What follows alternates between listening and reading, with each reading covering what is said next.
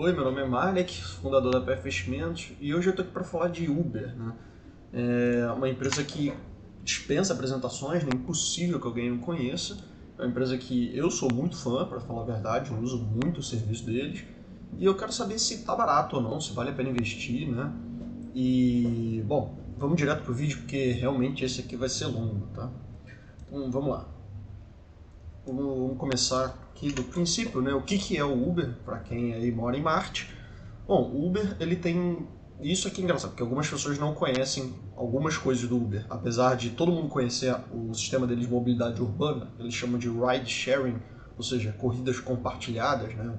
Viagens compartilhadas. Eles também têm o Uber Eats, que eu acredito que todo mundo conheça, que é um serviço de delivery de comida. E aqui que tá uma coisa engraçada, eles têm serviço de frete também. Eles fazem o last mile, né? Enfim, então é um serviço para caminhões e tudo mais, né? Você precisa de um serviço de entrega em quantidade, né? É tipo um serviço de delivery, né? Só que no atacado. E tem investimentos em tecnologia, e isso aqui é que é curioso. O setor de investimentos em tecnologia, eles não geram receita nenhuma, tá? Mas ele é um sistema dentro do Uber que investe para tentar criar um carro autônomo. Então eles estão nessa busca aí pelo carro autônomo. E isso é uma coisa que eu não gosto, assim, de verdade, porque como a gente vai ver, assim, com o que eles estão competindo? Eles estão competindo com Tesla, com Google, com Apple. Então, assim, cara, é uma competição bem difícil, né? E o Uber é uma empresa que até hoje não dá lucro, o que significa que ele não vai ter tanto dinheiro para investir nisso, entendeu? Tanto quanto os concorrentes, que são empresas extremamente lucrativas como Apple, Google, né? Então, assim, realmente não é algo que eu acho que faz sentido para eles estarem tentando fazer. Mas é o que eles estão tentando fazer. E vamos então para a gente... Vou dar aqui um pouco de background no Uber, né? Para a gente começar uma discussão. Primeiro entender qual que é a situação dele. Então hoje, esse aqui é um gráfico que mostra... todos os gráficos que eu vou mostrar aqui são trimestre a trimestre, tá? Então cada barra dessa aqui é um trimestre. Esse aqui foi o pico de 2019 e logo depois teve a pandemia, né? Então eles tinham cerca de 100 milhões de usuários ativos na plataforma. E o que é um usuário ativo? É um usuário que usa pelo menos o serviço uma vez ao mês e usou nos últimos 4 meses, tá? Então ele usou por 4 meses seguidos pelo menos uma vez ao mês. E se ele usou 10 vezes, ele ainda é um usuário só. Então tem aqui cerca de 100 milhões, né? Teve uma queda boa, está subindo de volta. Está perto aí na casa dos 100 milhões de usuários. E a receita por categoria. Isso, eu não sei se está dando para ler direito esse númerozinho aqui em cima, mas o azul é a corrida, né? Então Uber Ride Sharing, o vermelho é o Uber Eats e o amarelo é o frete. E olha que curioso isso, né?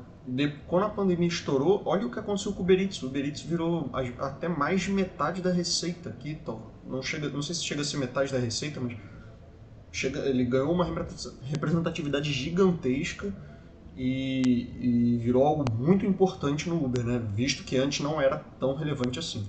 E eu acho que isso aqui é uma tendência estrutural, tá? Eu acho que o setor de entrega de comida, mesmo no fim da pandemia, quando a vida voltar ao normal, acho que isso vai continuar sendo algo muito presente. Eu acho que é muito confortável e tudo mais. Pedir comida em casa, ainda mais com os preços baixando, né? A margem de lucro do Uber, então que você pode ver, nunca deu lucro. Tá? O nível 0% está aqui em cima, ele nunca chegou a cruzar a linha de 0%, então prejuízo todo ano, desde sempre, desde 2017, acho que foi fundado o Uber, é prejuízo atrás de prejuízo, e as coisas não parecem estar melhorando, tá? Você vê aqui que ele está na faixa do menos 30%, ou seja, cada 100 de receita que ele dá, ele perde 30 em prejuízo. Então, e quanto maior a receita, maior o prejuízo. Então, assim, o negócio não está muito bonito. E a gente vê que a receita aqui é algo crescente, pelo menos era aqui até antes da pandemia, e agora está retomando a crescente também. Significa que quanto mais cresce, maior o prejuízo, né? Então, vamos lá. E esse aqui é o fluxo de caixa, né? Então, como é de se esperar, tudo abaixo do zero, tudo prejuízo forte. Aí você pode argumentar que está tendo uma melhora aqui, né? Mas continua sendo prejuízo. E beleza, então esse aqui é um pouco do background do Uber, vamos entender qual que é a posição dele hoje, né? Como é que ele se estabelece no mercado hoje contra os concorrentes, né? E essas aqui são algumas das características principais. Baixa barreira de entradas, o switching cost muito baixo. E o que significa switching cost? Significa o seguinte, imagina que você está aqui, você provavelmente tem no seu celular Uber e algum outro. Né? Se bem que eu ia falar Cabify, mas se bem que o Cabify, nunca mais ouvi falar de Cabify. Tá? Mas você provavelmente tem o 99 Táxi ou o Easy Táxi, ou se você mora nos Estados Unidos, você tem o Uber e tem o Lyft. Então assim, todo mundo tem mais de um desses aplicativos. Ou então, se não é o caso, você tem o Uber Eats e o iFood, por exemplo, no seu celular. Isso significa que você é cliente de mais de uma dessas empresas e consegue trocar de uma para outra com uma recorrência muito tranquila, sem problema nenhum. Você não tem custo de troca, entendeu? De sair de um serviço para o outro. Né? E por que ele é uma commodity? Justamente por isso. Você não está nem aí para a marca Uber Eats, você vai comprar onde a comida é mais barata. Afinal de contas, você consegue acessar o mesmo restaurante em 2 aplicativos diferentes. Você vai simplesmente onde tem o melhor preço. No final das contas, a comida é a mesma, o mesmo restaurante. Então é realmente uma commodity, é uma nova commodity, um novo tipo de commodity. Né? É como se você estivesse comprando um barril de petróleo. Você não está nem aí de quem você está comprando um barril de petróleo, isso que é o melhor preço. Então realmente é uma coisa bem similar. E só para mostrar também como é que isso daqui é absurdo, esse aqui é o mercado, você vê aqui as cidades dos Estados Unidos, tá? E a competição entre as 4 maiores empresas, tá? Que o DoorDash e o Uber Eats são as 2 maiores empresas, e você vê como é que esse mercado é fragmentado. Repara que cada cidade é dominada por uma empresa diferente.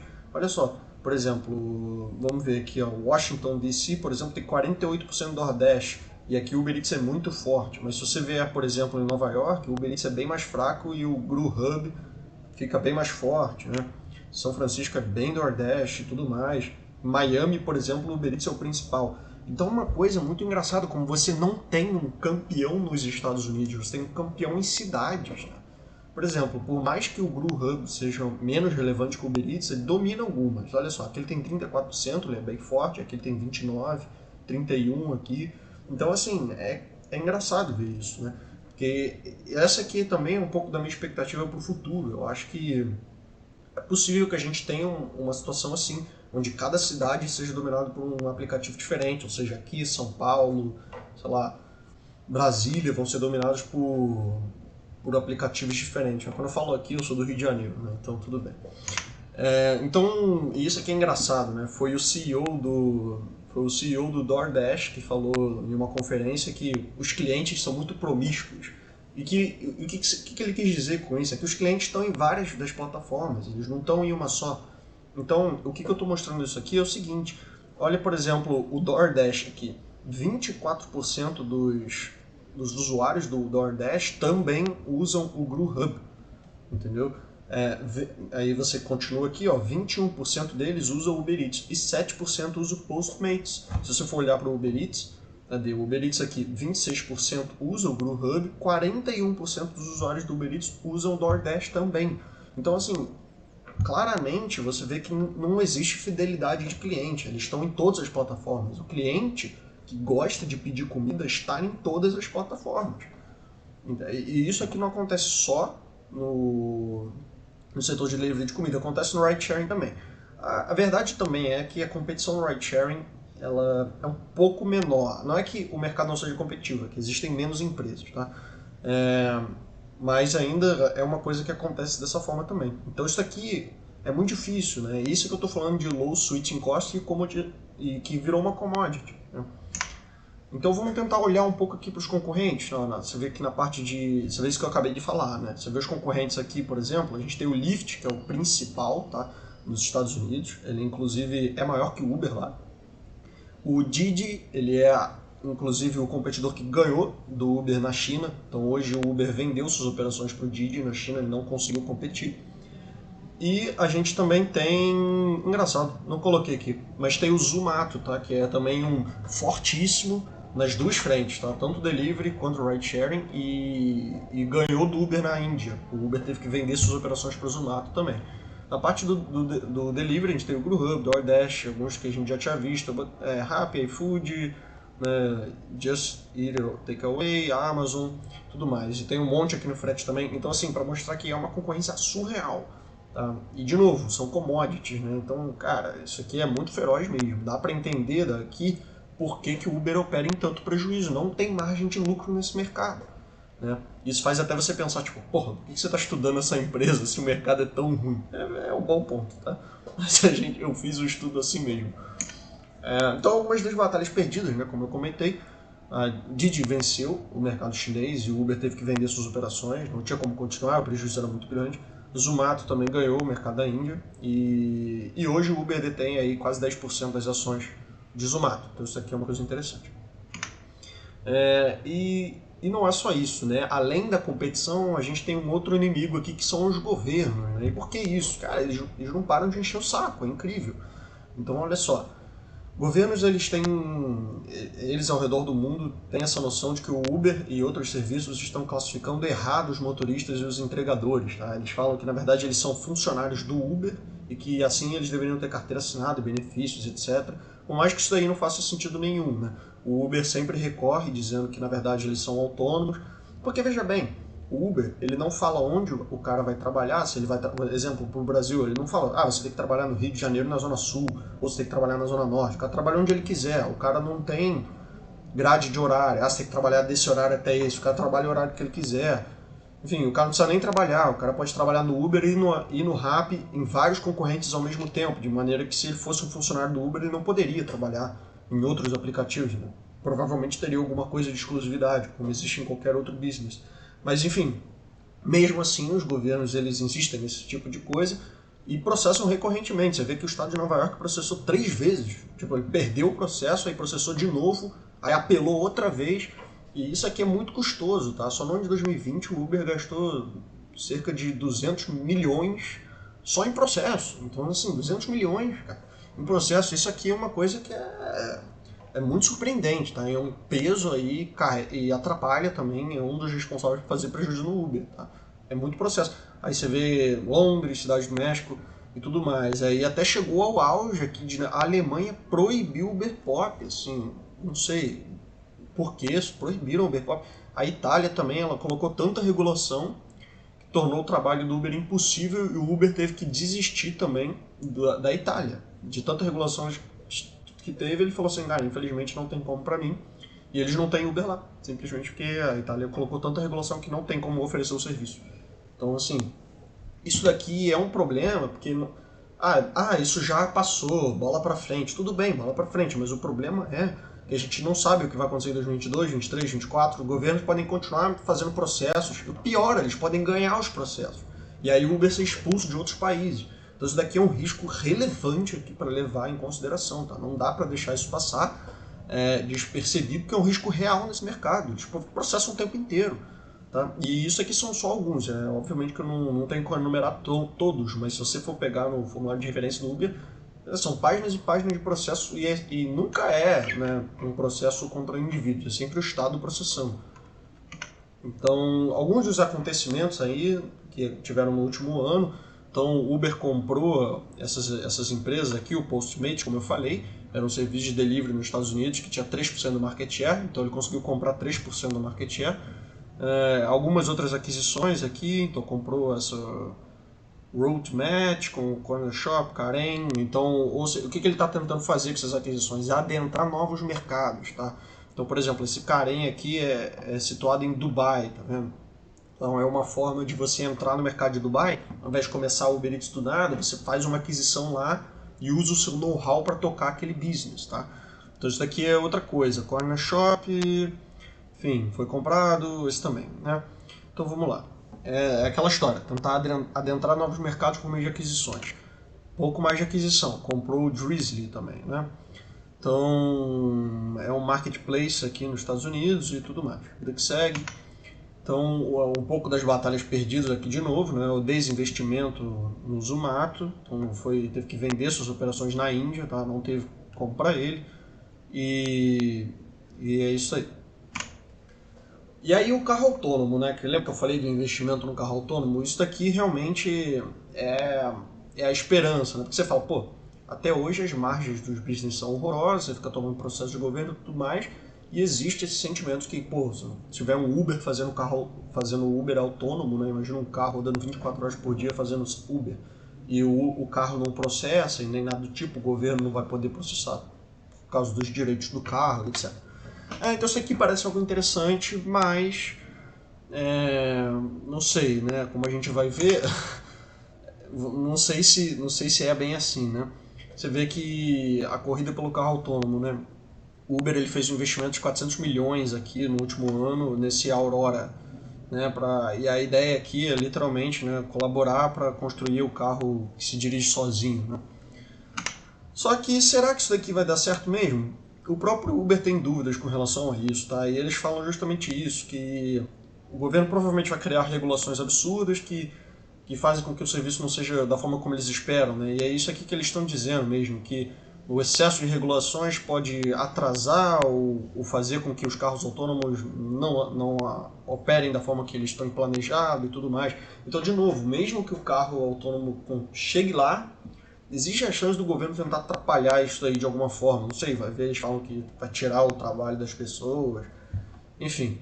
Mas, obviamente, que chegar numa tecnologia de carro autônomo com certeza não vai ser para nada. Obviamente que tem uso mesmo que o governo impeça você de usar dessa forma. Só que, de novo, né, como a gente falou, os concorrentes não são qualquer um. Né? Você não está concorrendo com o Zé da Esquina, você está concorrendo com o Google e Amazon e outras empresas, tipo Tesla, que tem muito mais dinheiro para investir nesse mercado que o Uber. E isso é uma coisa que não me agrada nem um pouco. Tá? Eu acho que eles não deveriam estar fazendo isso daí. Mas então vamos tentar entender um pouco mais, porque até agora a gente só falou coisas ruins e que o Uber toma muito prejuízo. Mas será que esse é o caso mesmo? Vamos ver. Olha, na verdade, se você for olhar aqui para a tabela de custos do Uber, você vê que aqui embaixo, os dois principais custos é o vermelho e o amarelo. E o que é isso? Tá? O vermelho é Research and Development, a R&D, que é pesquisa e desenvolvimento. De quê? De tecnologia e aplicativos. Tá? Ou seja, são melhorias no Uber Eats, melhorias no aplicativo do Uber e até inclusive no Self-Driven Car, né, que é o carro autônomo. Ou seja, na verdade, isso não é um custo, isso é um investimento. E o S é a mesma coisa, é marketing. Tá? O amarelo é o marketing, é vendas e marketing. Ou seja, isso daqui não é um custo. A hora que ele quiser parar de fazer marketing, o aplicativo não vai morrer, vai deixar de existir, vai continuar existindo. Então isso aqui não é, na verdade, um custo. Ele é, na verdade, um investimento. Tá? E por que a gente investe em marketing? Que é para mais pessoas usarem o aplicativo e ter mais receita. Então eles estão investindo em ter mais receitas. E não que isso daqui seja um custo.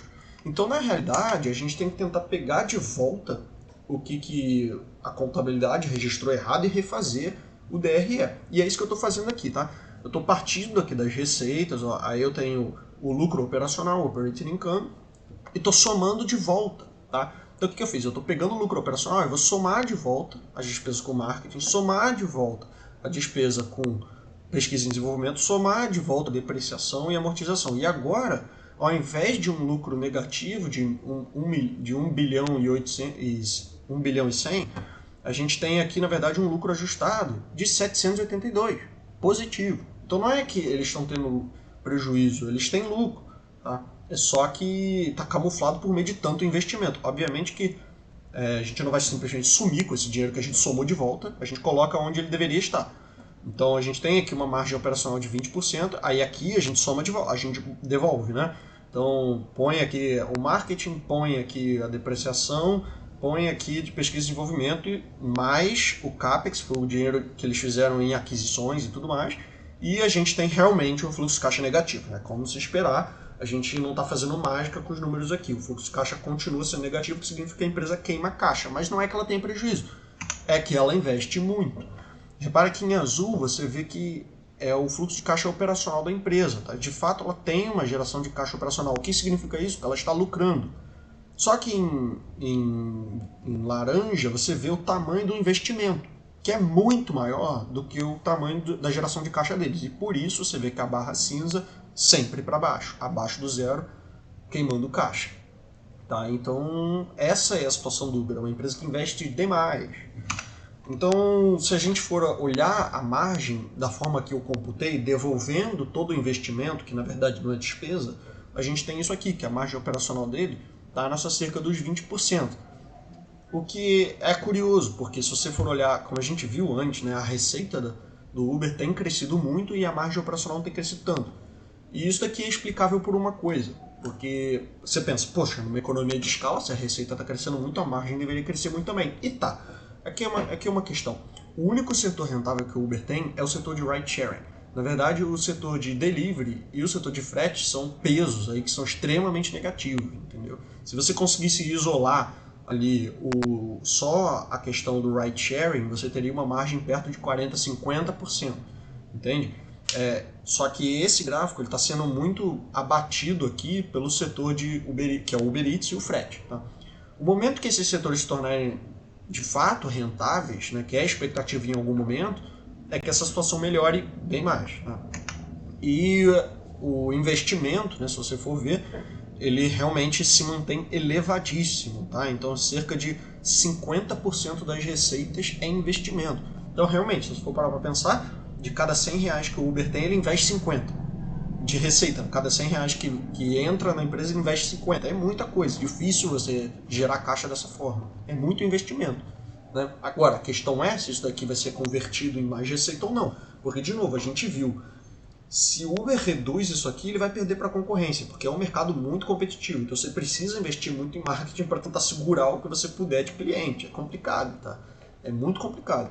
E na verdade, né, quando a gente fala de parar de queimar caixa, significa isso aqui é um dos principais drivers, entendeu? Do valuation do Uber, tá? O Uber precisa corrigir essa situação. O que eu tô falando? Esses dois gráficos são os principais aqui, tá? Esses dois. O Uber precisa que o delivery e o frete comecem a dar lucro para esse gráfico melhorar, chegar na casa dos 50%, tá? Para melhorar. E esse gráfico precisa reduzir, precisa conseguir sobreviver investindo menos. Porque veja só, o que acontece? Olha que engraçado. Aqui você tem os 20%, tá, de margem operacional ajustada. E aqui você tem 50% de reinvestimento. E o que acontece se você fizer 20 menos 30? Não, 20 menos 50, você tem menos 30. Lembra que lá atrás eu mostrei que a margem de lucro dele real é menos 30? É porque é isso, é a margem que vem de fato das operações menos o reinvestimento, e dá o menos 30. Ou seja, para esse menos 30 se tornar algo como 20, 30, esse valor precisa cair muito, ou seja, precisa parar de... Ele precisa conseguir sobreviver reinvestindo menos, e ele precisa ganhar escala no Uber Eats e no frete. Né? Então, basicamente, isso que o Uber precisa tirar esse coelho da cartola. Ele precisa conseguir isso. Tá? Então E aí eu vou mostrar um pouco do que eu pesquisei, tá? Do meu research, e de como é que a gente chegou aqui num valuation, né? Se vale ou se não vale a pena. Né? Vamos falar agora, você já tem um background do Uber, você sabe o que está acontecendo, você sabe o que está por trás dos números, e agora vamos olhar para frente. E aí, como é que está o mercado? Qual é o futuro do mercado? Né? Vamos lá. Então, cara, precisa melhorar os custos, né? Que foi aquilo que eu acabei de te falar. Né? O custo com marketing, o custo com pesquisa e desenvolvimento. Isso precisa reduzir. E aí eu resolvi tentar olhar para empresas parecidas. E aí você está falando Booking, Amazon, Mercado Livre, que tem a ver. E realmente, tenta imaginar uma empresa que nem o Uber. Não tem. Entendeu? E esse é todo o ponto. E é por isso que esse valor é tão difícil. Tá? Porque é o seguinte, qual que é a característica do mercado? A gente falou, ele é uma commodity, tá? É uma commodity no mercado, extremamente competitivo e baixo switch cost, né? Então vamos lá, você consegue imaginar uma empresa disso? Eu tentei, eu não consegui muito. O Booking, por que eu acho que o Booking é uma coisa que é similar? Porque ele é um site de reservas, nada te impede de entrar no Booking e entrar no Trivago, e entrar em hotels.com ou outra coisa. Tá? Então basicamente é uma commodity, você não está nem aí pro site que você está usando, se ele é bonito ou não, se quer o melhor preço. Então, ele é alguma coisa similar, tá? Ele tem uma similaridade. E por que eu estou falando de Amazon, Alibaba, Mercado Livre e tudo mais? Por quê? Porque é a mesma coisa. Você entra no site online, você quer o melhor preço. Quer comprar um celular, você vai no melhor preço. Não está nem aí se é Magazine Luiza, se é Mercado Livre. Eles entregam em um dia. Todos eles entregam em um dia. Entendeu? Então, a prática, você quer o melhor preço. Então, isso tem alguma similaridade com o Uber, tá? Eu acho que é por isso que faz sentido olhar para essas empresas. E eu legitimamente não consegui pensar em outro setor que tenha características pelo menos similares, né? E o que eu consegui ver aqui é que em questão de marketing, o Booking precisa investir 40%, e isso te diz e o que isso significa? Exatamente o que eu acabei de falar. Se o Booking parar de investir em marketing, ele perde o mercado. Ele não pode parar, ele tem que continuar investindo em marketing para garantir que os clientes fiquem lá, por mais que ele seja a maior empresa do setor disparado, tá entendendo? Então ele precisa investir 40% aqui. Pesquisa e desenvolvimento ele não precisa, tá? Isso eu achei bem curioso, eles não têm investimento nisso. Para manutenção do site não é relevante. Tá? A Amazon, ela, pelo contrário, ela tem muitos investimentos em tecnologia, então ela investe 21% e em marketing investe 10% da receita só. Agora, precisa levar em consideração que a Amazon tem 300, até mais, né? Quase 400 bilhões de receita. Tá? Uma empresa com 400 bilhões de receita, isso daqui, 10% é muito relevante. Tá? É muito relevante, são 40 bilhões de investimento. O Uber não tem isso. Tá? O Uber tem cerca de 12 bilhões de receita. Tá? Não é nem 10% da receita da Amazon. Tá? É, inclusive bem menos que isso. Tipo, cerca de 2%. Então faz sentido que a Amazon tenha só 10%. É simplesmente que o volume de receita deles é ridiculamente alto. Mas o Alibaba tem cerca de 10%, o Mercado Livre investe 20%. E tá aí, enfim, a margem operacional deles 35, 6, 17. E o que é a margem ajustada aqui? Eu fiz a mesma coisa, tá, gente? Eu peguei esse total e somei na margem operacional. Ou seja, tô colocando cada coisa em seu lugar outra vez. Então a margem ajustada sendo a margem de fato operacional, né? Enquanto que esses custos aqui que são dados como operacionais, na verdade eu estou considerando como investimentos, tá? Então eu tive aqui o meu pior e melhor cenário, tá? Eu estou vendo aqui que o melhor cenário seria uma margem ajustada de 74%, não acho que isso aqui seja plausível para o Uber, então eu considerei 60% como o melhor cenário possível, tá? O pior caso, 45%. Por quê? Porque isso que eu falei. Hoje o Uber, se você for pegar o setor de ride sharing, ele já é cerca de 40, 50% de margem ajustada, tá? O que a gente vê ali naquele gráfico que eu mostrei como 20% é simplesmente porque o delivery e o frete são um peso muito grande, mas a gente pode assumir que ele tende a uma margem parecida, os setores são parecidos, tá?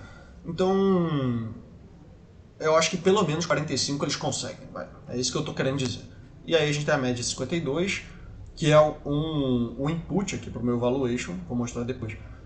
Para o investimento, eu estou olhando justamente para isso. O pior caso seria ter que investir que nem o Booking, tá? Então cerca de 40%, e o melhor cenário possível seria ele investir que nem o Alibaba. Tá? Ele investe só 20%. Então a média de 30% é outro input para o nosso valuation. Então vamos olhar agora para o mercado de ride sharing, o quão grande é esse mercado. Tá? O quão grande é esse mercado. Em 2021, a gente tem aqui o que é o Gross Booking, tá? O Gross Booking, na verdade, ele é o seguinte: se você fez uma corrida de R$7, R$7 vai para aí. Não é que o Uber ganhou R$7, é simplesmente que R$7 foi transacionado na plataforma. Então 85, quase 86 bilhões de dólares foram transacionados em serviços de ride-sharing pelo mundo. Pasmem, o Uber tem 40% desse mercado. É incrível, tá? E isso dá aqui um gross booking para ele de quase 35 bilhões e uma receita de 6 bilhões. Tá? É muita coisa. E de onde eu tirei, o que é o CAGR? Tá? É a taxa de crescimento, a taxa de crescimento composta. Tá? E isso daqui eu procurei vários especialistas, né, sites da internet, sites de estatísticas e tudo mais, e o consenso dos analistas é que o mercado tende a crescer 16% ao ano até 2026. Eu achei isso um pouco duvidoso, tá? Então eu usei por 3 anos e depois eu fui reduzindo, tá? Até 2026, até que eu usei 13% ali, mas o consenso era de 16%. Depois desse período eu resolvi aplicar 7%. Ah, por que 7%? Tem que aplicar alguma coisa, tá? Sinceramente eu tenho que aplicar alguma coisa. O meu racional aqui é que, mesmo depois de 2026, eu acredito que vai ser um mercado que cresce acima da economia, tá? Mundial. Então eu acho que 7% é algo plausível, não é nada muito baixo, acho que pode ser mais alto e pode ser mais baixo também. Tem que assumir alguma coisa. Então realmente a gente chega aqui no final com um mercado que sairia de 85 bilhões para cerca de 242 bilhões, tá, de dinheiro movimentado nesse tipo de mercado. O Uber perdendo um pouco do seu market share, mas nem tanto. Por quê? Porque o setor de ride sharing ele é ainda pior do que o setor de delivery, tá? Eu acho que ele tem margens piores e tudo mais. E o Uber está fazendo um papel muito bom, pelo menos nos países que ele está, de conseguir manter a dominância, fazendo aquisições como a gente viu lá no norte da África e tudo mais. Então acho que assim, acho que é plausível. Pode ser maior? Pode ser menor também, tá? Mas a gente chega aqui numa receita esperada de quase 15 bilhões, tá? Para o setor de ride sharing. Hoje é 6, então acredito aí que dá para crescer bastante. Acho que como não é dúvida de ninguém, né, que esse setor vai crescer. Legal, agora vamos olhar para o delivery de comida, mesma coisa. A gente tem hoje 115 bilhões de dólares movimentados nesse mercado. De novo, o consenso dos analistas era que é um crescimento de cerca de 11%. Depois eu reduzir, porque 8,5%? Cara, tem que assumir alguma coisa, mesma coisa. Eu acho que ele vai crescer acima do crescimento da economia real, tá? Então eu acho que 8% é algo plausível. Pode ser mais, pode ser menos, não sei. Eu acho que assim, isso é uma tendência, tá? E na verdade é o seguinte, o que eu achei na verdade foi que o consenso é entre 11 e 15, e eu fui pro lado conservador aqui, usei 11%, tá? Então poderia ser maior do que isso, tá? Eu tô indo assim pela parte mais conservadora do que é o consenso. E mantendo, eu acredito que ele pode ter um market share entre 20% e 30%. Hoje em dia é isso, 26% e 24%, eu assumi 25%. É metade, né? E, de novo, né? Achei aqui uma receita plausível de 10, 21 bilhões de dólares. Hoje é 3,90, tá? Aqui, 3,9 bilhões, eu acho que 10, 21 é algo bem tranquilo. E, de novo, eu acho que isso aqui é uma tendência, tá?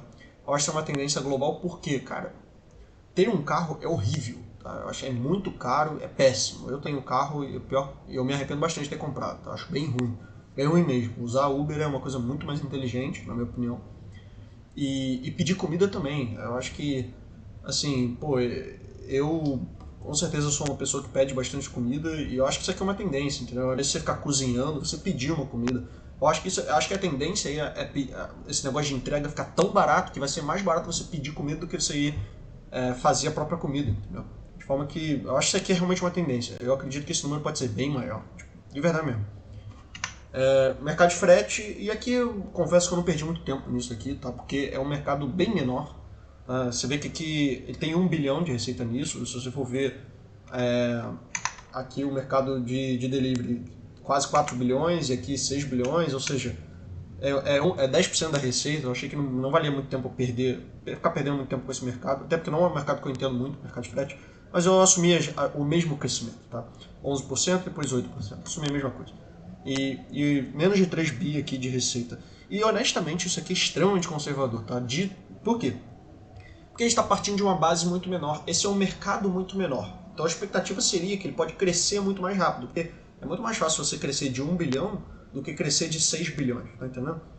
Então, eu acho que isso aqui é conservador, pode ser melhor que isso, mas eu prefiro ser surpreendido positivamente do que surpreendido negativamente. Então vou considerar continuar sendo conservador.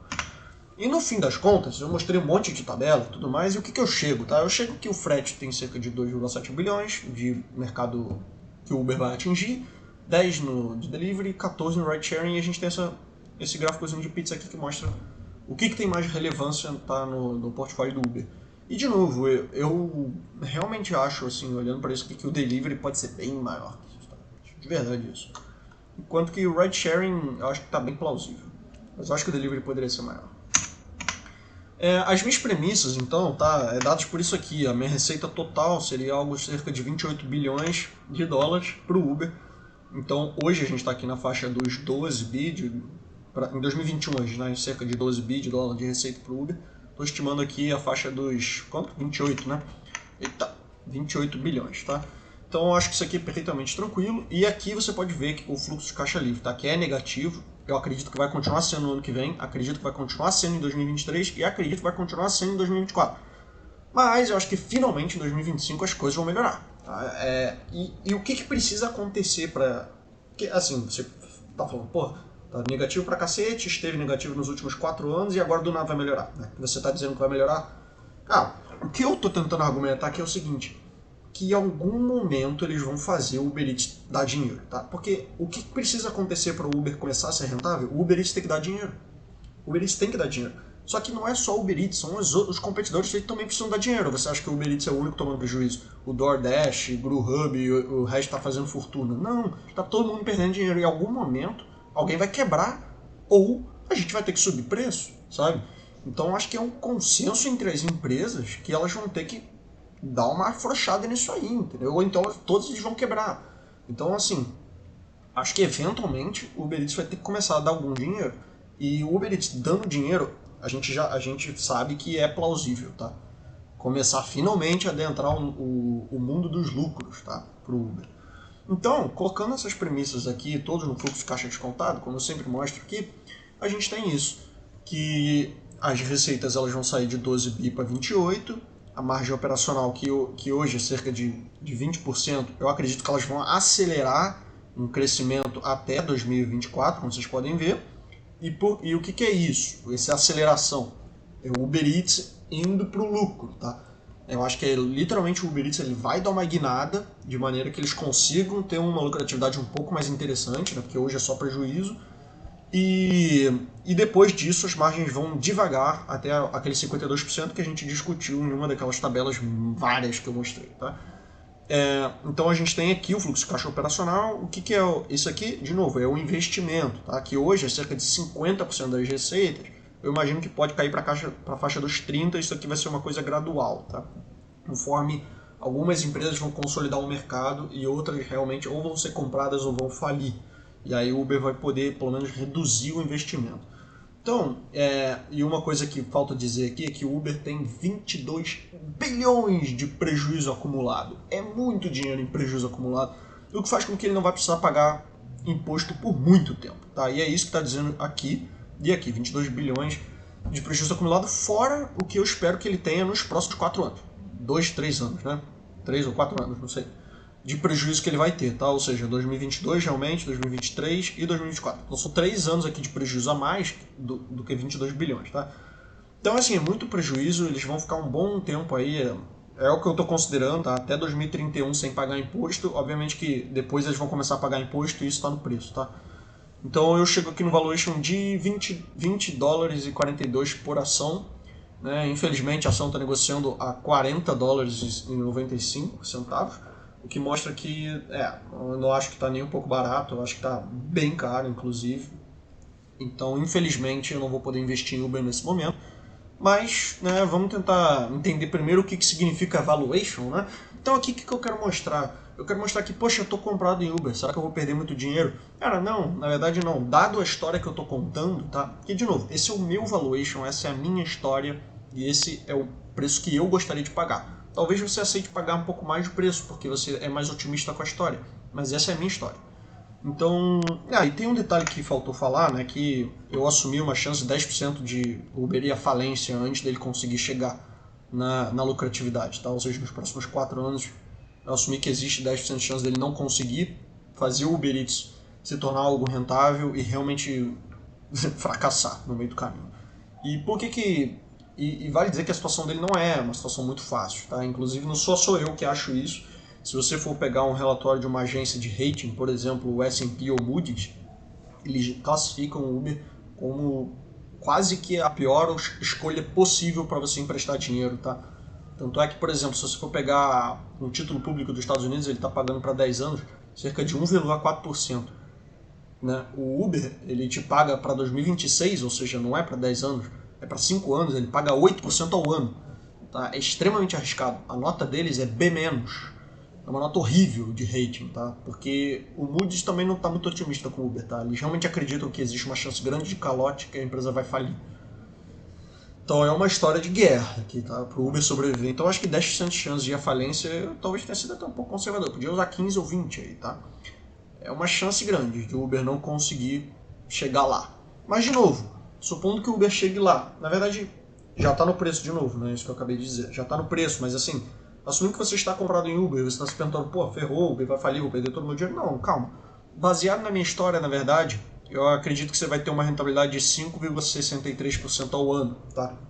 Porque, ou seja, o que significa comprar uma empresa acima do preço? Significa que você vai perder dinheiro? Não necessariamente, é só que você vai receber uma rentabilidade baixa. Nesse caso, eu acredito que cerca de 5,6% ao ano.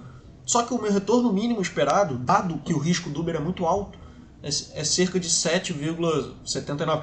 De novo, você fica vendo essas vírgulas, 7,79, parece até que é algo muito preciso, mas não é. Tá? Não é. Então 7,7, 8% ao ano é algo que eu gostaria de ter de rentabilidade ao investir numa empresa arriscada como o Uber, tá? Porque é uma empresa muito mais arriscada que a média, muito mais mesmo. Tá bom? Então acho que 5,6 é um rendimento pequeno dado o risco. Então é por isso que eu acredito que o meu valuation não está atrativo no momento. E aí você pode estar se perguntando, você assumiu um bando de coisas, você não pode estar errado, cara. Obviamente que eu posso estar errado e não é nem se eu posso estar errado, eu certamente estou errado. É uma questão de o quão errado eu estou, né? Então eu separei aqui as minhas 3 principais premissas para ver onde estão as minhas incertezas principais, tá? E vamos começar na receita.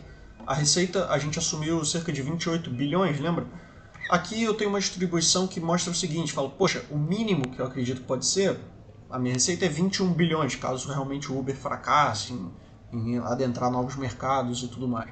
Mas eu disse que ele pode ter cerca de 42 bilhões de receita, caso de fato o Uber Eats e os mercados tenham um crescimento muito acima de tudo aquilo que a gente imaginou. Então existe aqui uma cauda, né, positiva, que se tudo der certo, o Uber pode valer muito. E ao ponto que se tudo der errado, ele chega ali nos 21, mas é razoavelmente próximo do que aquilo que a gente já estava imaginando. A margem operacional é a mesma coisa, cerca de 42%, mas ela pode ser 66% lá, se aproximando perto do Booking, que tem uma margem excelente, né? E vale dizer aqui que eu coloquei uma correlação. O que significa isso? Que quanto maior a receita, maior a margem operacional também, porque, de novo, uma economia de escala. Então existe uma correlação de 0,5 aqui, que é uma correlação média. E para o reinvestimento, poxa, lembra, os 20% ou 40%, e eu não faço a menor ideia que número que vai ser aí no meio, tá? Se o mercado for competitivo demais, vai ser na faixa aqui perto dos 40%. Se for pouco competitivo, pode ser aqui na parte dos 20%, mas não faço a menor ideia do que vai sair desse número, tá entendendo? E de novo, aqui tem uma correlação também. Quanto maior a receita, menor é o reinvestimento, tá? Porque, como a gente viu no caso da Amazon, ela só precisa reinvestir 10% porque ela tem uma receita extraordinária. Então existe uma correlação inversa aqui entre o reinvestimento e a receita. E por último, a gente tem então a minha distribuição que dá a minha incerteza. Tá? Então, quão incerto você está com relação ao Uber? Esse é o gráfico que mostra a minha incerteza. Tá? Eu estou isso de incerteza. E você pode ver que é muita incerteza, tá? Porque eu estou dizendo aqui que ele está entre $60 e 0. Ou seja, então assim, se você for me jogar contra a parede, você vai dizer, realmente eu não sei muito sobre. E a verdade é que ninguém sabe, tá? É um mercado muito novo, então existe uma incerteza muito grande aqui. Inclusive, você pode ver aqui que abaixo do 10% está até negativo. O que significa isso? Que a empresa pode não dar certo, pode fracassar, né? Mas eu tenho aqui realmente um valor médio. Aqui, de novo, né? Não é bem assim, a empresa pode estar ou 60 ou 0 e é tudo igual no meio. Não, não é. Existe uma probabilidade bem maior, tá, de estar nessa faixa aqui. Então, entre $16 e 32. Continua não ajudando muito, mas assim, a empresa está negociando a $40, não é isso? Vamos voltar lá para ver. $41, tá? Então, assim, a empresa está negociando a faixa dos 80% a 90% de probabilidade. Então, assim, realmente a empresa, olhando graficamente, tá? É por aqui. Então, assim, existe uma chance muito maior dela estar cara do que ela estar barata. Então, assim, realmente para mim não faz sentido esse preço que ela negocia, tá? Eu não vejo como sendo um bom investimento nesse momento, mas se cair lá para a faixa dos $23, eu sou um cara que vou estar interessado, tá? Abaixo dos $20, né? Eu vou estar interessado. Mas, de novo, isso aqui é para mostrar o quão incerto esse mercado é e o quão complexo é o valuation do Uber. E se você acompanhou até aqui, realmente você é um guerreiro, você gosta disso aqui realmente. Então, deixa um like aí, que esse vídeo deu trabalho pra caramba, foi um dos valuations mais complexos que eu já fiz, apesar do resultado não ser uma coisa tão interessante quanto a gente gostaria, né? Ser uma coisa extremamente incerta e no fim das contas eu não vou nem comprar o papel. Então realmente, por esse vídeo é isso e vamos ficar rico.